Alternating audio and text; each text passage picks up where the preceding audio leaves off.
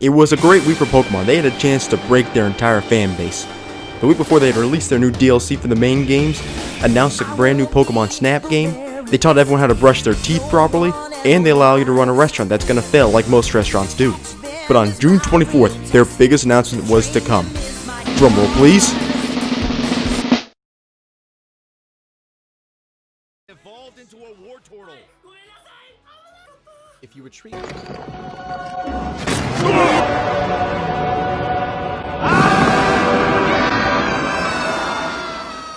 Just think, people in Hawaii woke up at 3 a.m. to get this news, and boy, they realized that was one of the dumbest decisions they've ever made in their life. Hell, that was a couple days ago, and the disappointment's still raging all over the internet. It's not a good place right now for them. A lot of people are expecting a release of some of the core games, you know, possibly another Let's Go Pikachu or Eevee, but this time for Gold or Silver. Or maybe another expansion game to Sword and Shield like a lot of times they do. But nah, that's not what they got. Hell, the dislike ratio speaks for itself. No one is happy. Although you must know, dislike ratios, it's usually a bunch of angry internet people. They're usually incorrect. So you take this garbage video, the YouTube Rewind 2018, you see...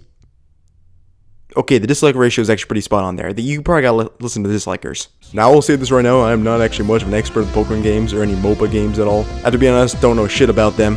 But I do know the fans are truly unhappy, and I can understand why. The expectation of the series has more or less been an RPG style. You can build whatever team you want, you can enjoy your Pokemon experience and become a master however you please to.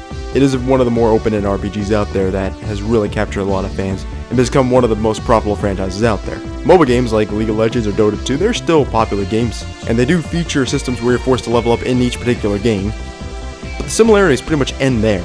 It's more or less an entirely different game style than what Pokemon fanboys and fangirls alike want to see. You can dodge a wrench, you can dodge a ball.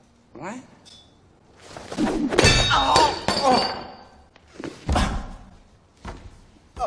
I gotta say too, the gameplay they showed for this, it was so awkward. I don't know why they did in this format, but they did. These 4 employees are basically useless to their company. They're no different than Team Rocket Grunt 1, 2, 3, 4. Ask yourself, can you gank anyone while becoming a Pokemon Master? I didn't think so. And don't get me wrong, if you anger fans who expect one thing and get something else, it can lead to massive negative feedback. Think back to Game of Thrones Season 8 that had a lot of criticism because it wasn't the direction that nearly Season 1 through 7 went to. Oh, just recently, Last of Us Part 2. It had a much negative and sometimes illogical tone to it. All these fan bases get brought down to the knees because the people who create it truly do betray them. So let's go back to the main question of the video. Why is the Pokemon Company releasing this game? Well, they'll probably make some money from it. Simple answer. And honestly, there's a good chance they'll succeed. Mobile games do remain a pretty big market. Hell, maybe League of Legends isn't lighting up like it was a few years ago, but there still is plenty of people in that market for Pokemon games to succeed in. Pokemon games have had some really good spin-offs too. Pokemon Stadium honestly didn't have a whole lot too, it was just the battling of Pokemon without any chance to level up your guys, but people still loved the game. The minigames were awesome as hell.